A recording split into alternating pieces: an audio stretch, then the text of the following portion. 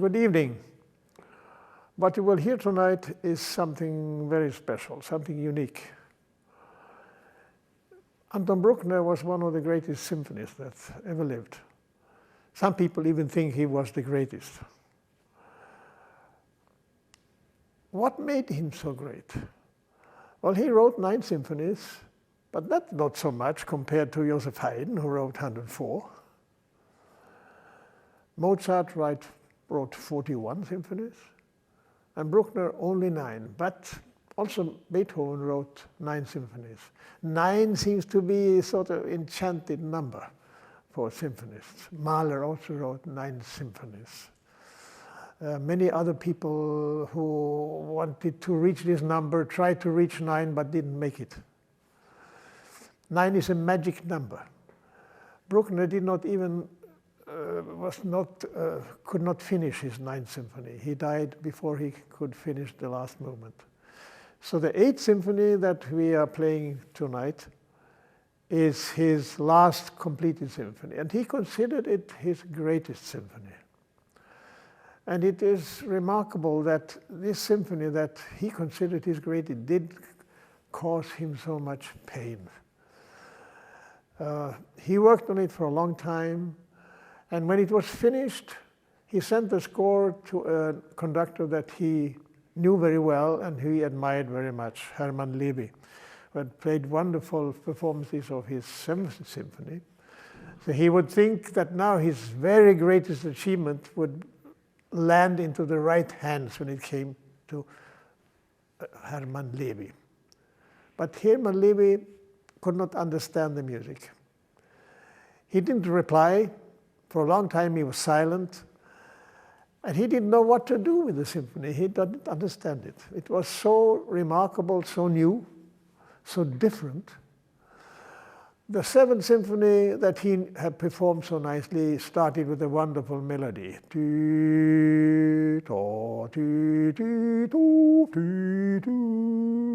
Wonderful melody. But this symphony starts with no melody at all. It starts with a what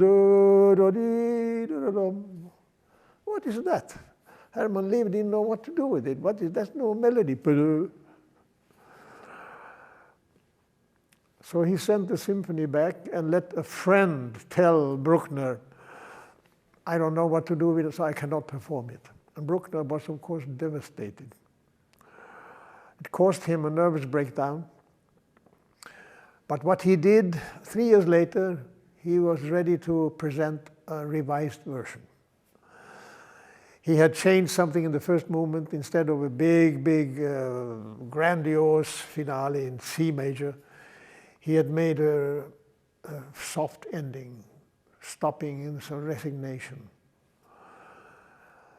This was a great improvement, I must say, because the last movement, after almost 1 hour and a half, ends with this triumphant big C major.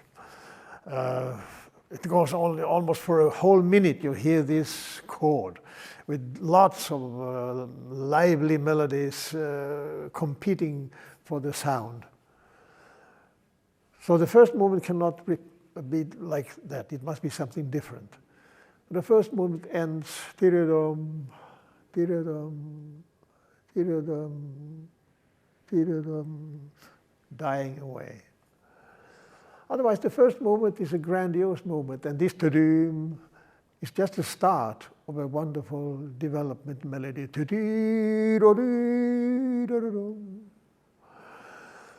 But there's lots of intermissions between, just a few notes, and then it is a pause, a few notes and a pause. And the second theme is a great contrast to that.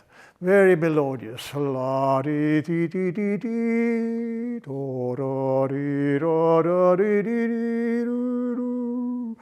very different. And these 2 melodies and the third melody then are worked out, and this contrast and we combine in very different modes. It's fascinating to follow. And it ends in this resignation.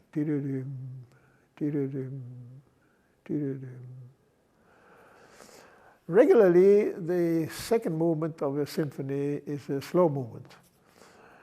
But the first movement of this symphony is so broad. It's not really slow, but it's so broad and so solemn that he felt you cannot have a slow movement of that, but something lively. So he put the scherzo, which is the really usually the third movement, he put in the second place. That's a big contrast. Very simple in a way.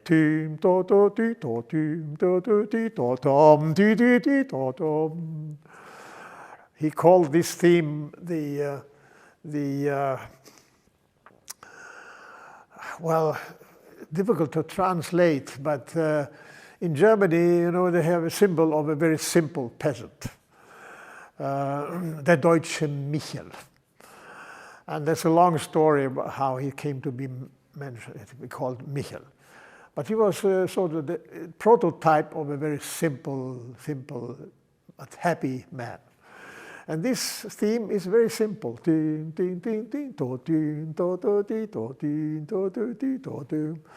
it comes back in some different instruments, comes in the horns,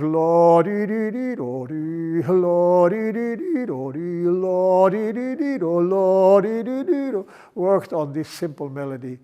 And where you will remark when it comes in the deep instrument, the double basses, and also in the tuba. So to reconfirm that we know. It's a wonderful contrast to this almost philosophical music that is surrounded around this movement. Then in the scherzo there's a trio, which is something new he wrote for this second version. And it's a beautiful song, mostly for the strings. And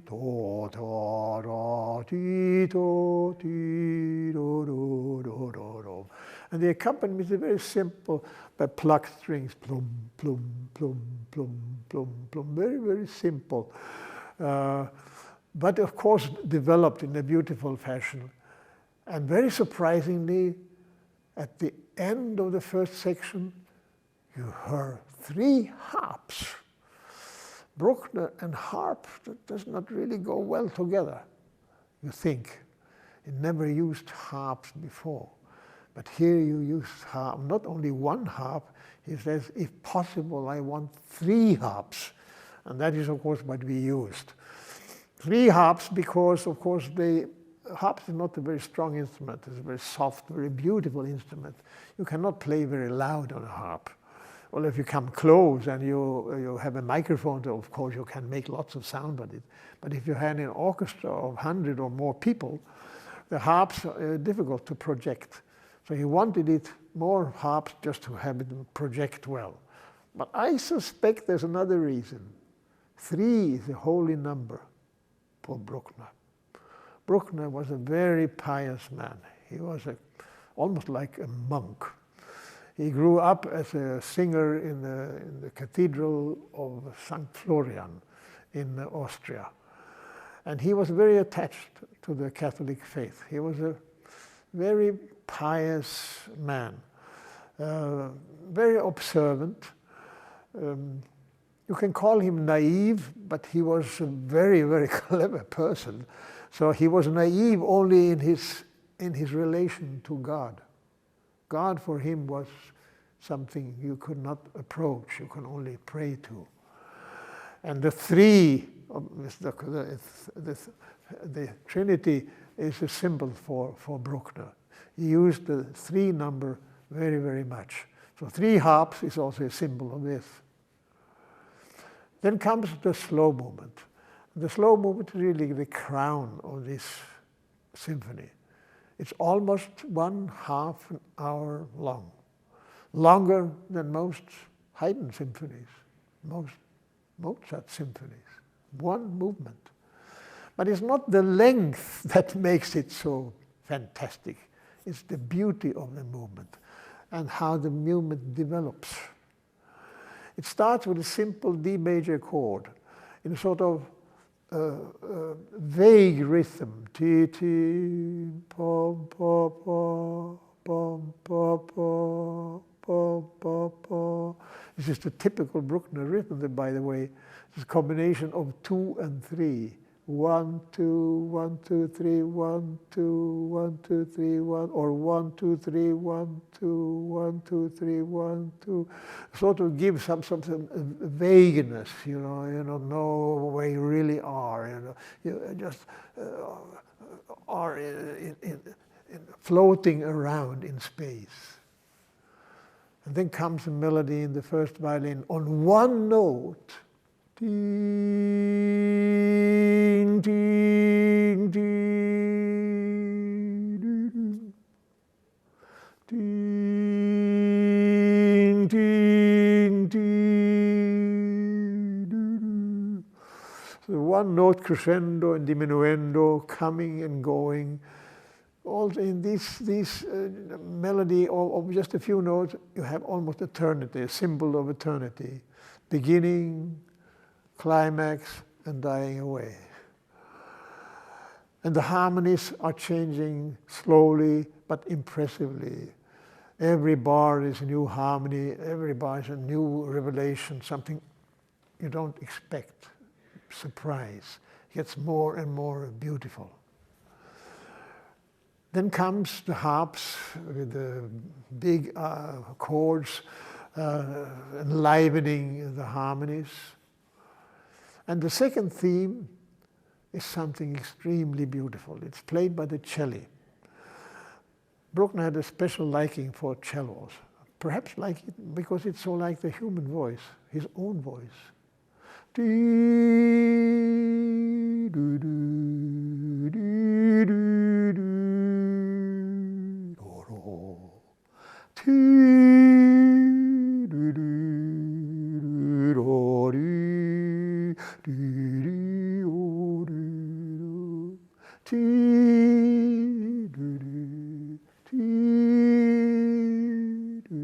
So moving, expressive note, and then relaxing to a lower note. If you look at it closer, you will discover that that's the reverse of the first interval in the first movement with ta-dee, da-dee, da-dee. So he reverses it. There's always a deep intelligence behind the melodies that he chooses. They are all related. You will notice also that they were ti, tu, tu, the ta-tam, and the first movement started ta-tam with the same ta-tam, a short note and a long note. Ti-ti. This comes into most beautiful and moving harmonies, grows and then comes also in a soft version, which is for me the most moving, where it comes softer than anything else.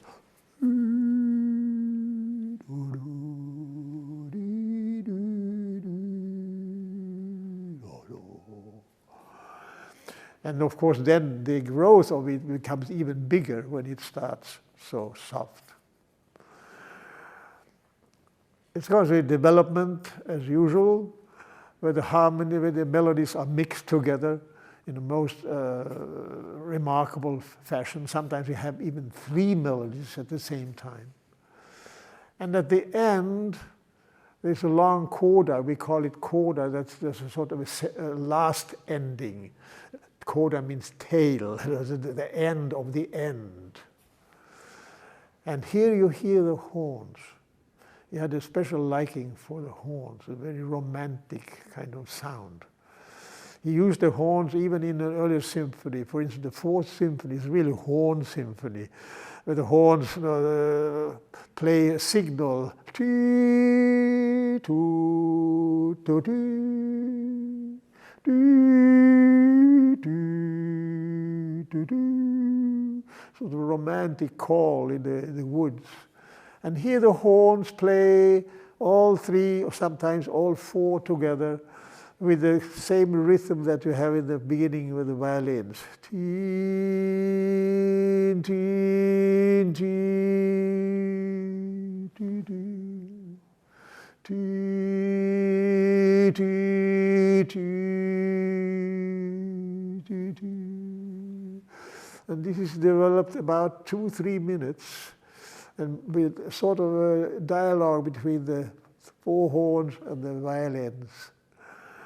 And then at the end, it dies down, and instead of the horns, you hear the 4 tubas. Those are instruments that are played with horn-like mouthpieces, but have a deeper and even more mellow sound. That was an instrument that he had taken from the Wagner scores. He admired Wagner very much. And this is also because we call these tubas often for Wagner tubas. That Wagner was the first one to use them. But Bruckner also used them here at the end of this movement. Well, he used them all the time, but at the end he used them just for them alone. And it dies down with ti, ti, ti, ti, ti, ti, ti, da, da. Very simple, it's a scale. Ti, ti, ti, ti, ti, ti, ti, da, ti. The moving. We in the orchestra, we are so moved with this music, we cannot speak after it. I hope it will speak also to you. Then comes the last movement, the ground final. It's almost as long as the slow movements, about 20-25 minutes. It starts with the trum, trum, trum. This short note and the long note, trum, trum. That was the beginning of the first movement. Ta-da, ta-da. And in the slow movement, you remember ti, ta-da, this ta-da. And the scherzo, by the way, starts with the horn call, ta-da, ta-da. So you hear all these short and long, ti-ti, ti-ti, in all 4 movements. And here at the last movement, it's repeated, ti-dim, ti-dim, ti-dim, ti-dim, ti-dim, ti-dim, ti-dim, ti-dim, ti-dim. It's almost like a cavalry riding.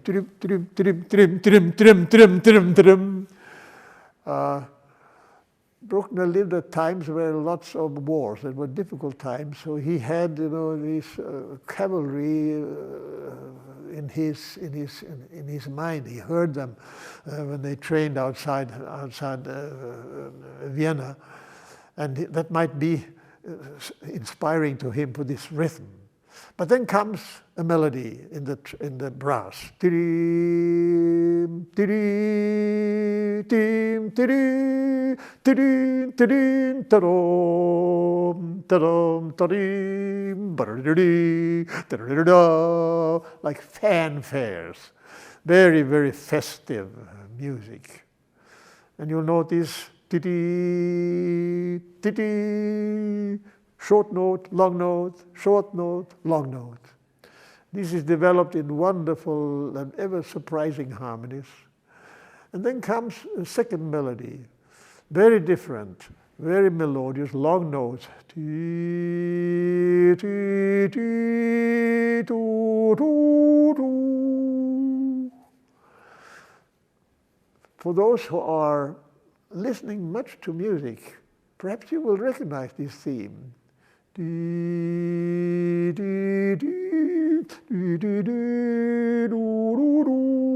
another rhythm, it's a theme that Mozart used.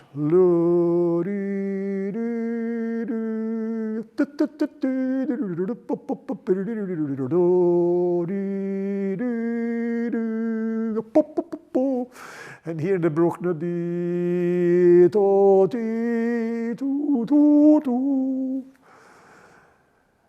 this is developed in wonderful harmonies also, mostly for the strings. When it comes to the third theme,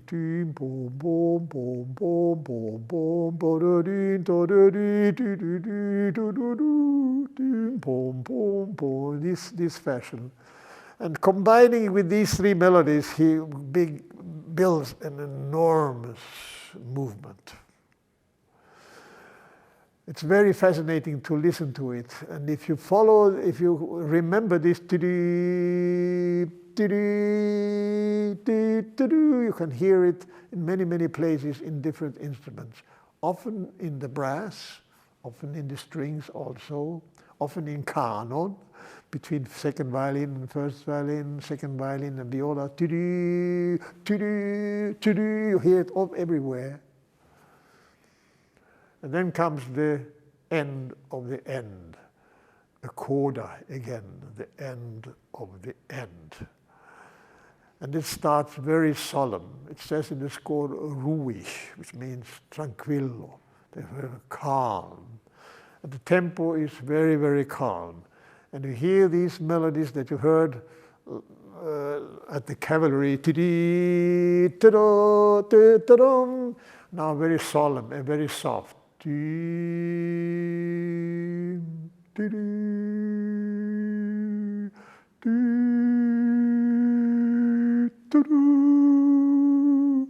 Ever surprising new harmonies. Myself, I get association of nature when I hear this. You look here, the most wonderful sight, and you look there, most wonderful sight. Mountains, wonderful pastures, an enormous experience to watch this and see, and you get grateful that you are able to live in such a beautiful surrounding. So it's also when you hear this music. And of course it builds up to a terrific climax at the end. And you hear pieces of all four movements at the same time.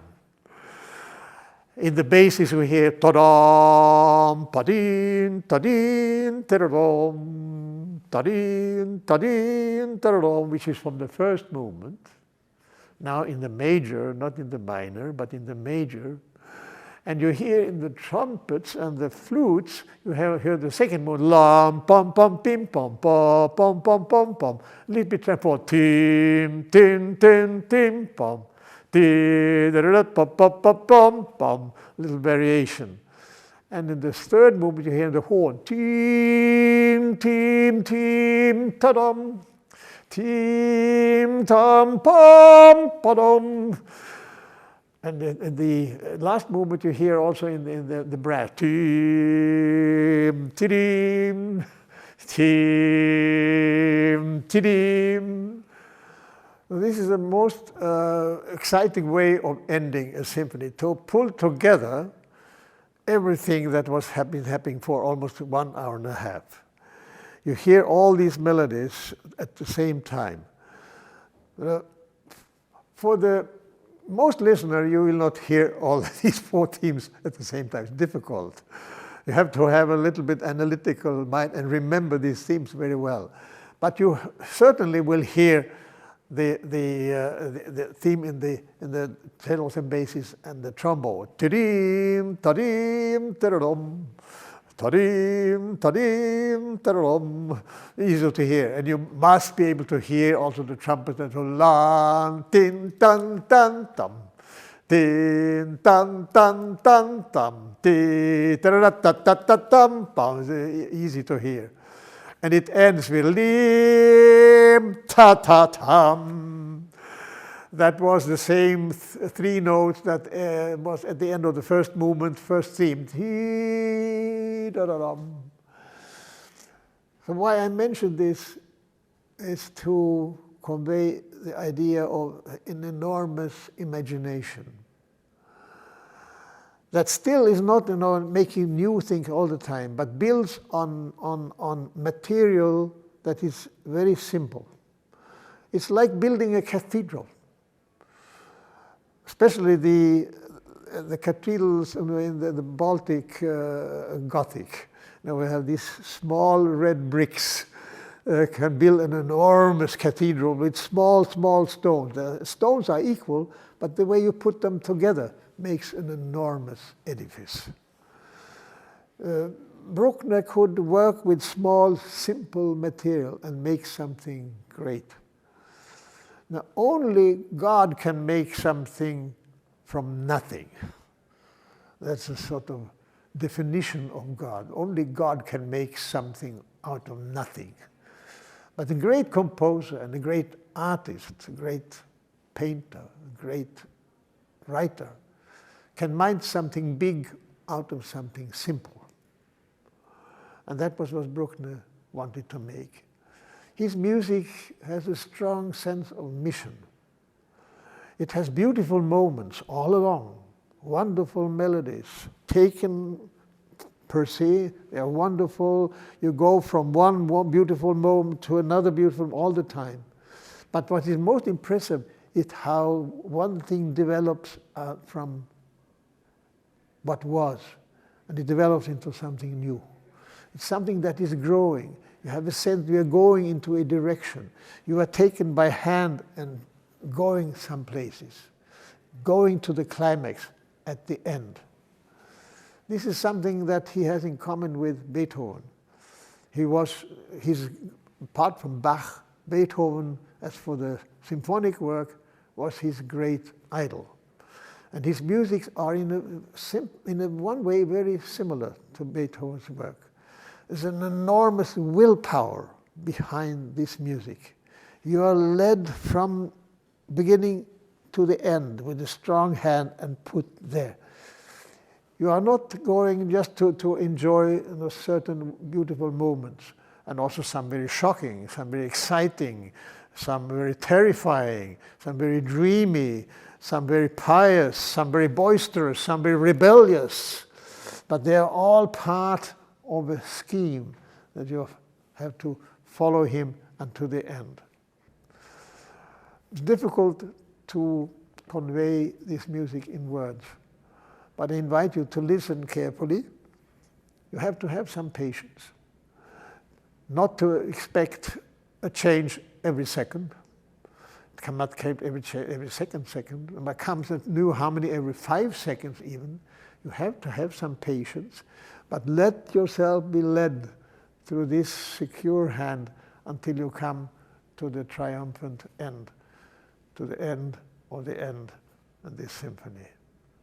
Enjoy.